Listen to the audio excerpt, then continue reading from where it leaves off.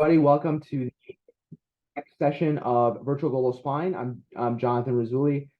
Today we're going to be talking about pediatric spine injuries. I'm going to get right into it. Unfortunately, I'm on call this evening, and unfortunately, there's something I need to attend to. So I'm going to kind of go through this pretty quickly.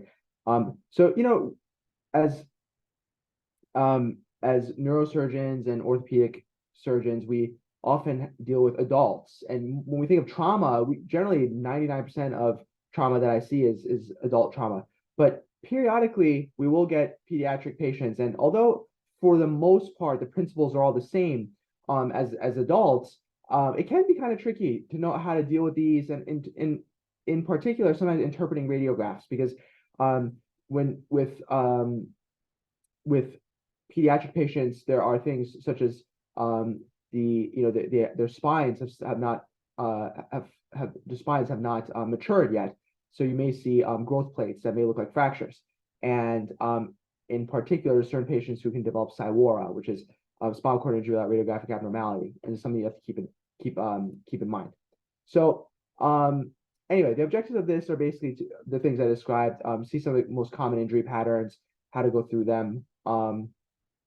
So, what's like I said, what's problematic with pediatric patients that number one, not only can in many instances they are not able to express clearly what the problem is, but also they have growing spines, and these can present radiographic challenges when you're evaluating them, because oftentimes both the radiologists, and these happen at night, we have like a virtual radiologist who are not accustomed to looking at pediatric spines. Is a very unique thing. They may read things as fractures, and they're not. They're actually just epiphyseal variants. Or they may have unique vertebral architecture due to things like sickle cell anemia or other syndromic abnormalities. And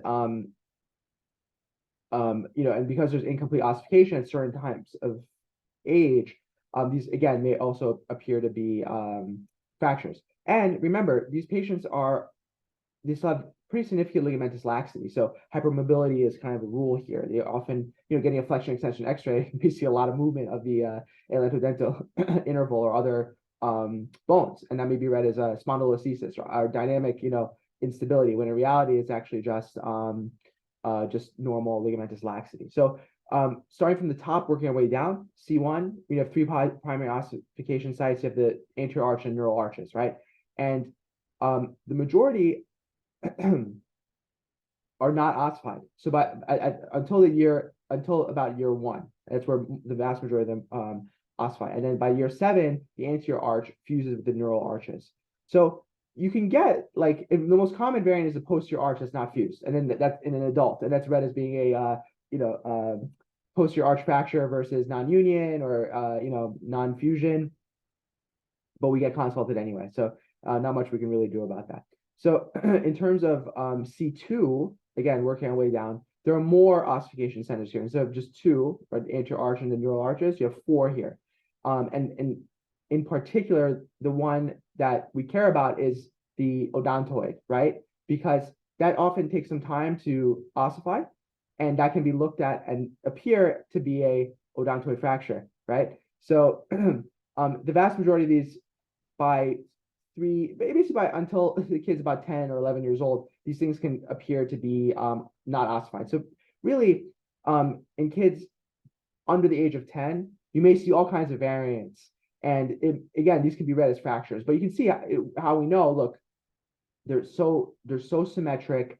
They're very clean and symmetric. That's the way I think about it, right? It's very, very clean, very, very symmetric. Not like a fracture where you have displacement, you have comminution, the fracture lines are jagged. You don't typically see that in something that's an ossification center. So the subaxial spine, 3 to 7, usually fuses by the age of, say, 5. So really, there's no way to remember all this stuff. But the way I think about it is that you're going to have up until the age of 10, you're going to have some things that are just going to appear to be a little bit weird, and that's normal. After the age of 10, it really shouldn't be anything that you're waiting for. So like this, for example, right? You can actually have a fracture through a synchondrosis. And you may, oh, well, you can see, but the key here is the displacement of the anterior arch there, right, of C1. They're irregular, like I mentioned, they're not sclerotic and occur in any location. But you can get fractures to the ossification center. So these are kind of key. Now, the atlantodental interval is one that we typically use to evaluate odontoid fractures and odontoid instability.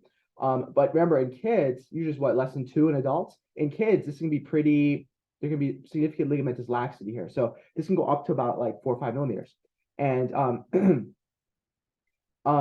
again, flexion, it's hard to have a child participate with a flexion extension x-ray. Anyway, they might be in pain, they're scared, they don't really know what's going on, right? So it's like, you don't always get like the ability to get like a good x-ray here. So when you look at this, the mistake would be, oh wow, it's there's an injury here. And it looks like there's like a line or like some sort of incomplete ossification of the odontoid. This could be read as an unstable odontoid fracture, right? I mean, unlikely to be read that way, but if you're not accustomed to looking at these, this can happen. So these kids also get what's called pseudo spread of the atlas. This is not normal. They should not be. This is not pseudo spread of the atlas. This is grossly abnormal, right? Because there's a fracture and everything, right? But here, real pseudo spread of the atlas is just a couple of millimeters, and usually on one side. The child. A good way of looking at it, the child is usually asymptomatic from this, right? They're like, okay. So, and that's kind of the key when it comes to this. So, and this is really just due to ligamentous laxity, and it's pretty common up to kids about the age of 5.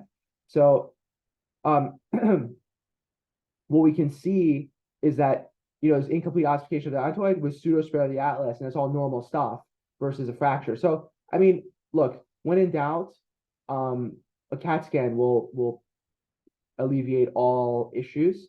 But we try to avoid that, right? We really don't want to get a CAT scan unless we truly have no clue, or it's equivocal, or we're truly not sure about whether or not a true fracture exists.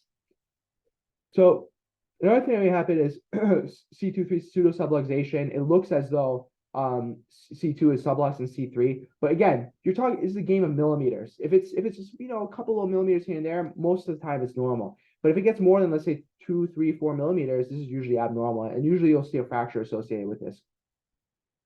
Right, this is a real subluxation. You have displacement, you have angulation of C2 on C3, you have a fracture to the pars. Right, this is that's a real fracture in a child versus pseudo subluxation. Let's skip through that. Vertebral body wedging is also pretty normal. I've seen it's been read as like multiple compression fractures. This is very normal.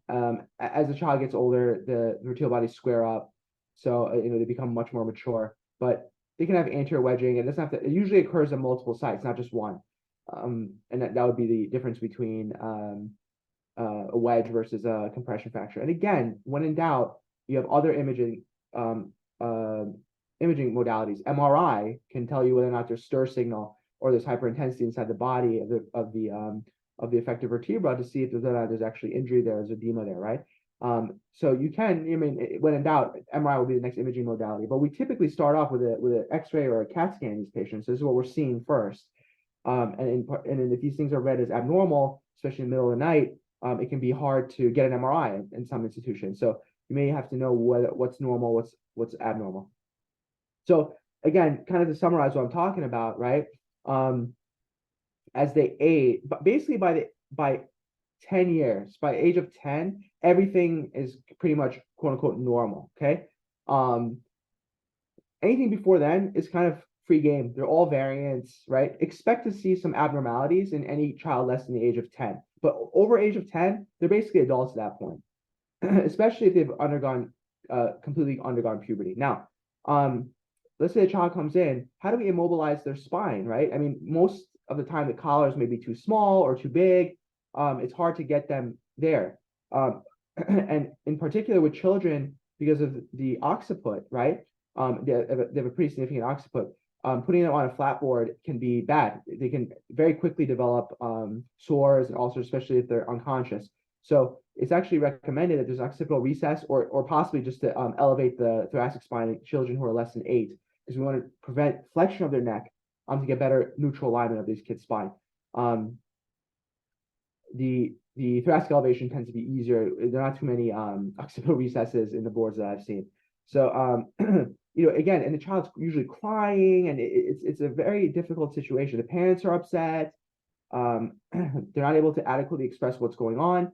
It's a difficult situation, and one that we have to get control over pretty quickly. So again, the same imaging rules apply for children who are as adults, in the sense that if they're greater than the age of 3 and they're basically normal, right? There's no pain, they have no distracting injury, they're not, there's no neurological deficit, they're awake. They don't typically need any advanced imaging. But for kids who are less than 3, okay, we don't typically get imaging unless there's really, you're not going to get like a great exam on these patients. They're usually just awake, right?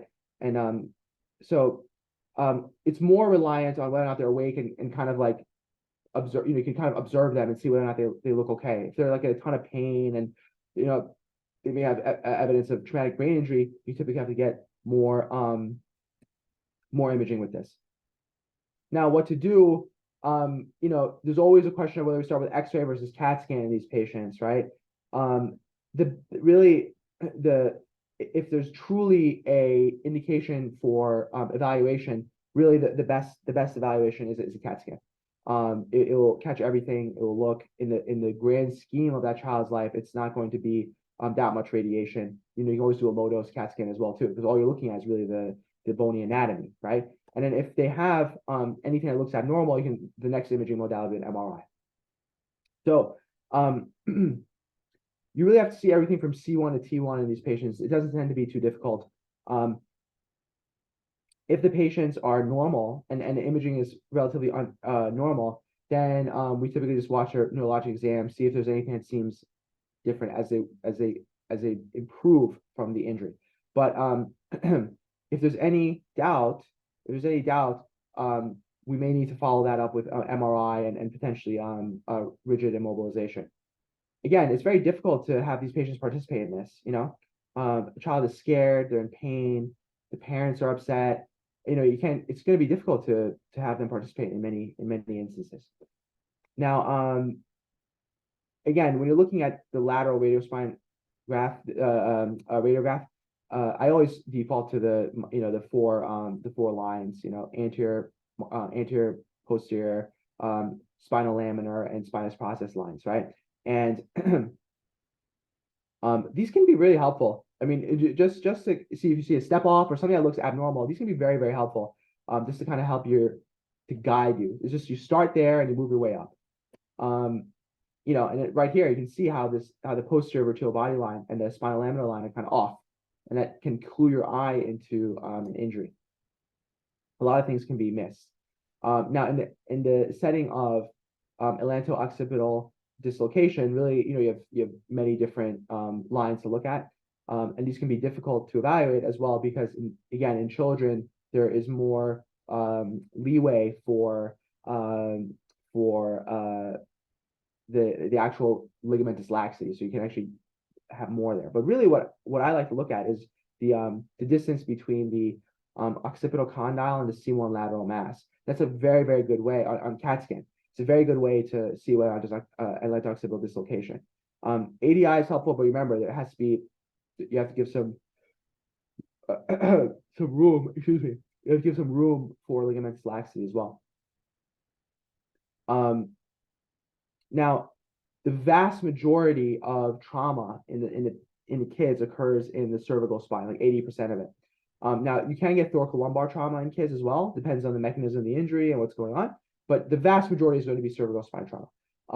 MVAs are the most common, and also like falls. Also, sports in older children are the most common injuries or reasons for injury. Now, the thing is that although they can have trauma, right? The actual incidence of spinal cord injury is very low. It's like about 1%. But those who have trauma, spinal cord injury, it can be, again, difficult to evaluate given the appearance of these injuries on MRI. They tend to not show up. You don't see spinal cord injury on the MRI, although the patient appears to be and acts like a spinal cord injury patient with hypotension and neurologic deficit. So these are hard to see on atlanto-occipital dissociation in kids, again, because of ligamentous laxity. And you have different types of anterior, anterior, midline, and posterior dislocation. But you know, the thing is that these you're very likely to see an AOD in a pediatric. If you're going to see AOD, it's more likely to happen in a pediatric patient than it's going to be in an adult patient, and it can be with low energy traumas as well too, just because they have ligamentous laxity and a relatively large head. So it's just like a good or a bad, depends on how you look at it. It's a good it's just a milieu for atlanto-occipital dislocation to occur. Now you know, there's so many different things that you can look at to evaluate this, but the real one that I look at is a condyle C1 interval. And that's really the best one on CAT scan. And really, if it's greater than 4 millimeters, your patient has AOD. So when you have this, MRIs can be very essential to get. But remember, you have a very dangerous and unstable situation with this child, so you have to make sure that they're very secure in the headboard before bringing them over to the MRI scan.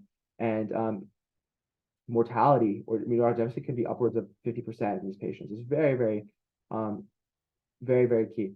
If there's any equivocality in terms of the if you can't get a CAT, you don't really know on the CAT scan, MRI is not really an option, then you can do you can actually bring this patient to the OR under sedation and do a basic exam under anesthesia.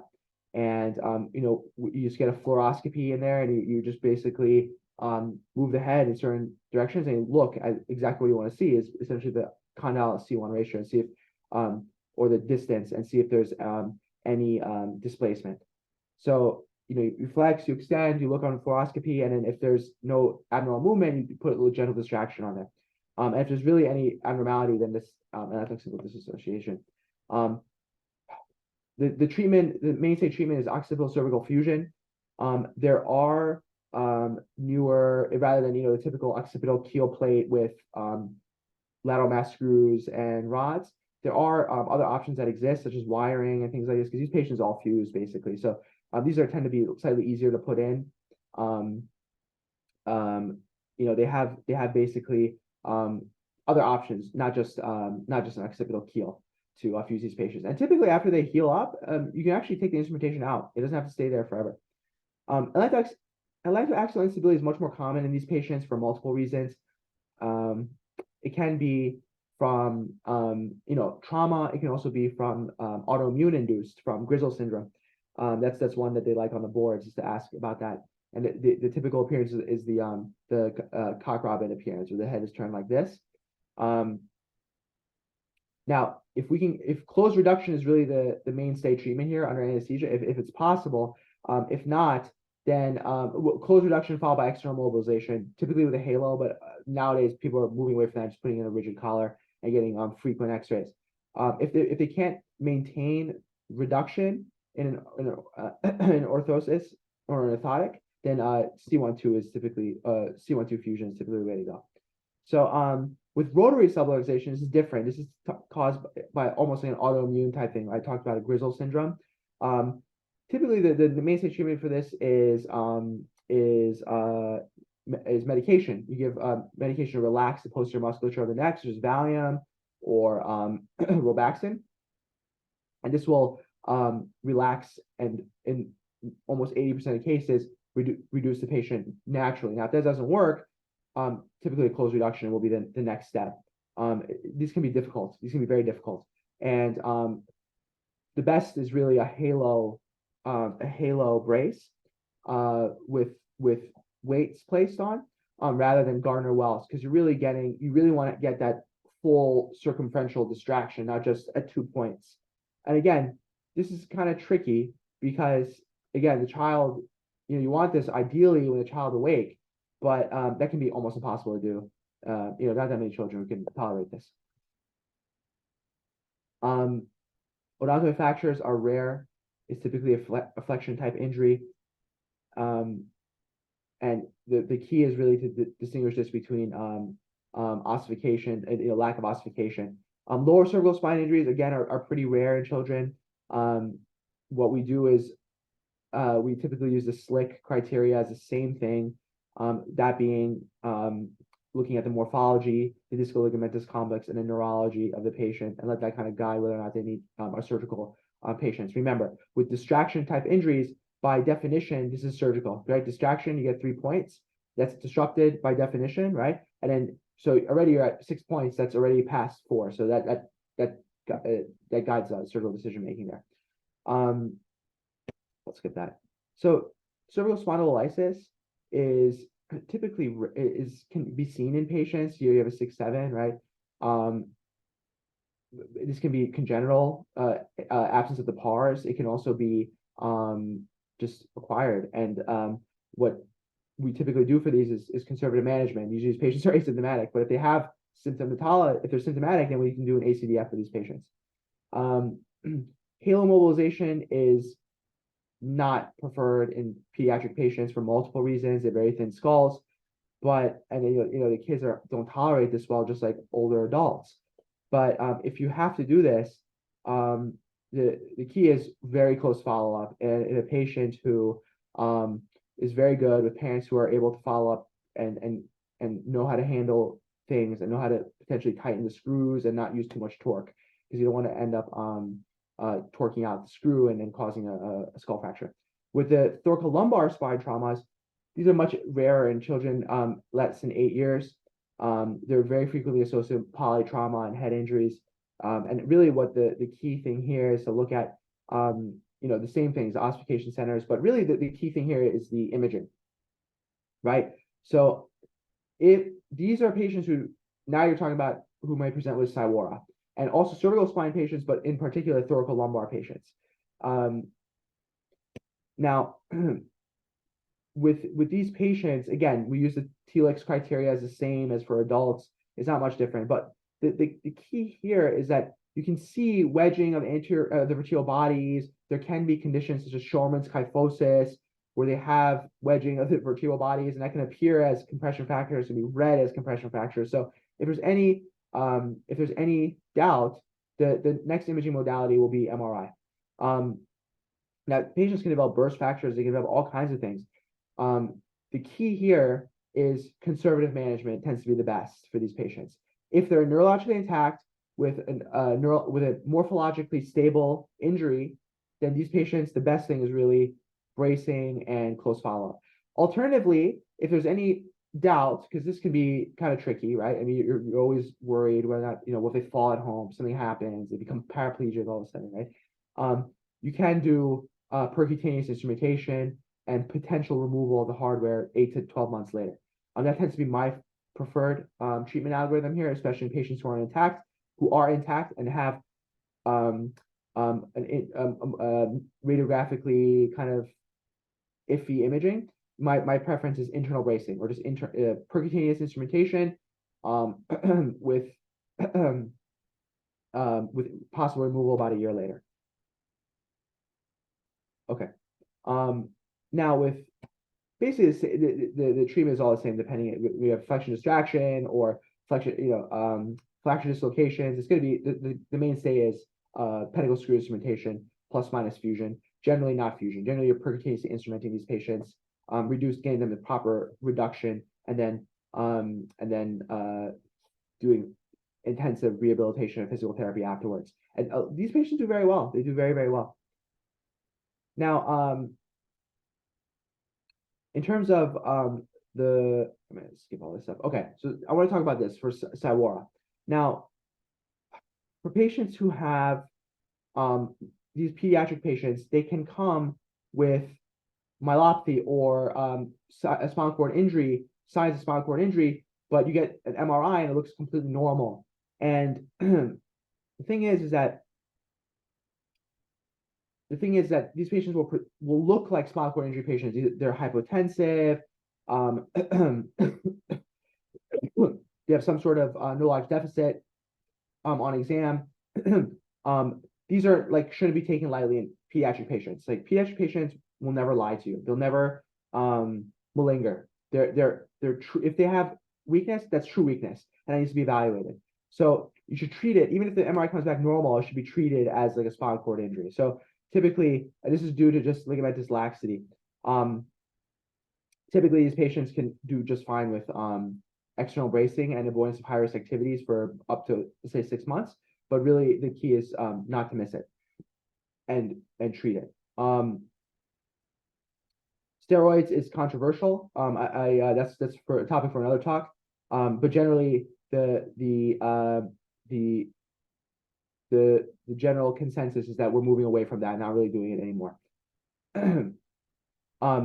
As we're getting better at diagnosing these, we're getting better at treating these. So if we're going to do surgery on these patients, right?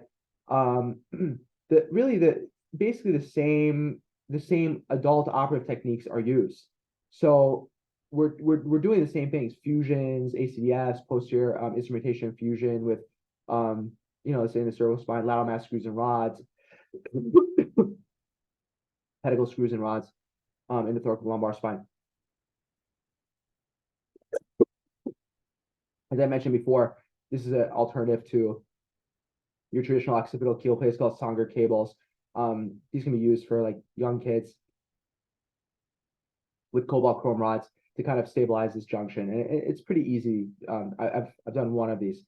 It's much less time consuming than doing the occipital keel plate. Excuse me. Sorry. Excuse me. So, with children, again, the rules are basically the same. If the child needs to go for surgery, they're basically the same rules with placing instrumentation in the same way. Obviously, the instrumentation will be smaller, and you have to prep in advance. Speak with your rep, tell them exactly what sizes you're going to use. Fluoro is going to be essential in these patients to measure things out. Generally, the lowest reported age was basically like 3 years old, and that's for most of the papers that have been written on this. The papers are still the same. Use 3.5 millimeter biaxial screw, something like, let's say, 10 millimeters in length, and they're usually pretty straightforward in terms of putting them in. There's no degenerative pathology. You're dealing with a trauma patient, so usually the anatomy is pretty good. These are just screws that were placed. Some papers that are placed about the safety of screws in children ranging from, let's say, 5 to 10 years of age. There were really no complications. They were safe to put in. Navigation, fluoro, these are all your adjuncts that you can use here during these cases to help you. Because if you really need to take these patients to surgery, you should operate. These are just looking at one of the lowest ones, pedicle screws in 1 and 2 year old children. These have to be very, very tiny screws. The smallest that we use in adults is usually like 4.5. And even then you're like, why am I putting a 4.5 screw in an adult? That's very small. Here you may have to even go lower, and that might be challenging to find. There are not that many companies that make these. So you may have to basically take a lateral mass screw that are typically 2.5 millimeter diameters and get the longest ones. These can come in like, 40 millimeter length or whatever. They're basically C1 screws. So, and in this study, these patients did pretty well. Now,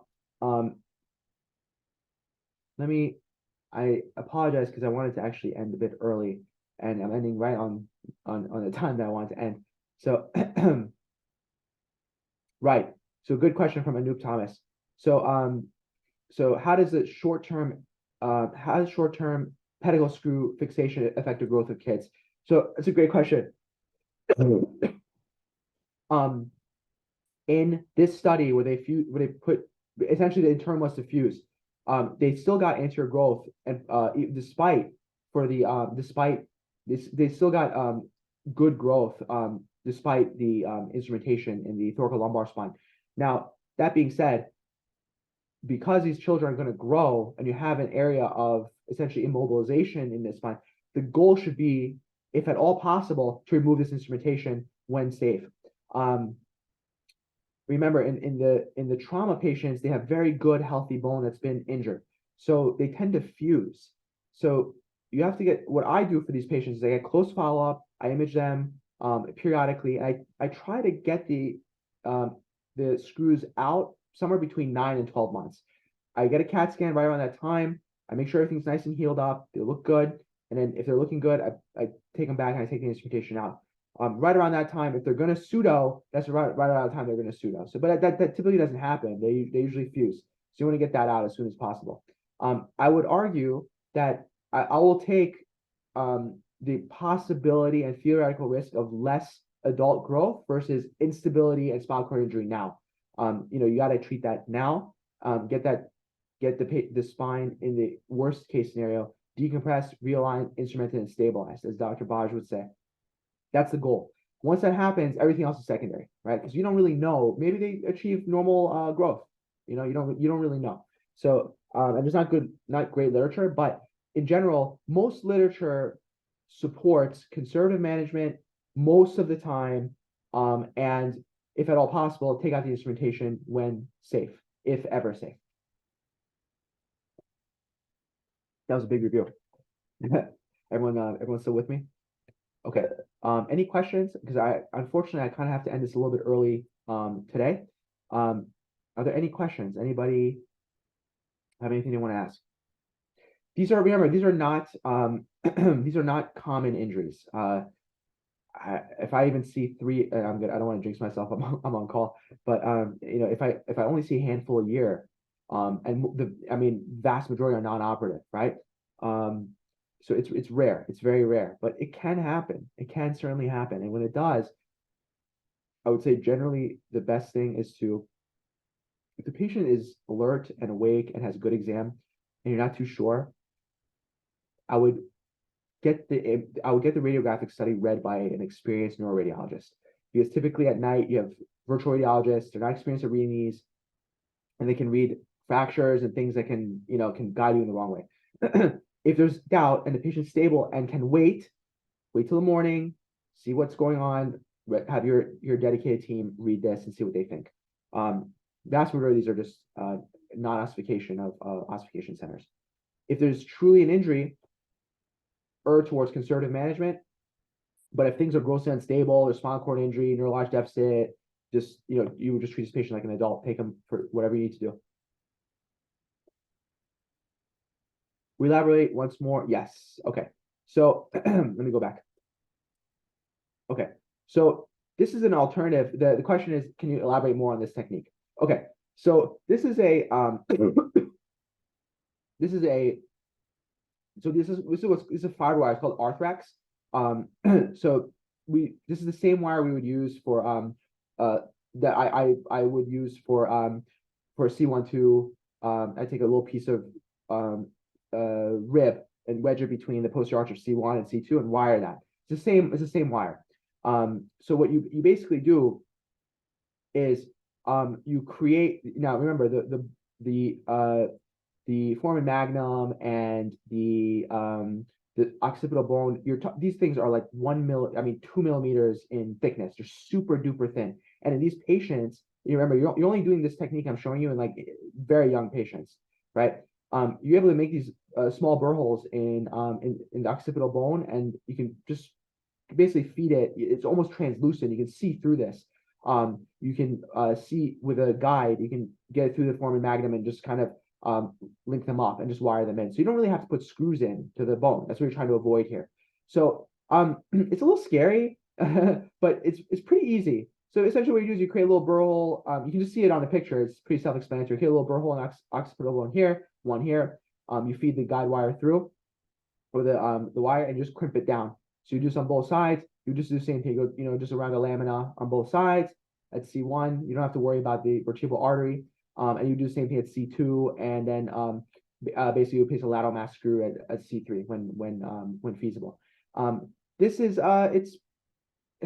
it's futzy though. It's definitely futzy. It can be challenging to put on. It has its issues. I've only done one ever because this is a very rare injury. You're not like seeing these too often, so it's not common. It would have this even on the shelf to begin with. But if you're in a high trauma center, this is not a bad option. All right. So I thank you all for joining us. I'm sorry I'm ending this a little bit early tonight, but unfortunately I'm on call and I have to deal with some stuff tonight. So I hope you all enjoyed that. I hope that was helpful to all of you. I hope you all have a good night and join us next week for the next session of Virtual Global Spine. Have a great night.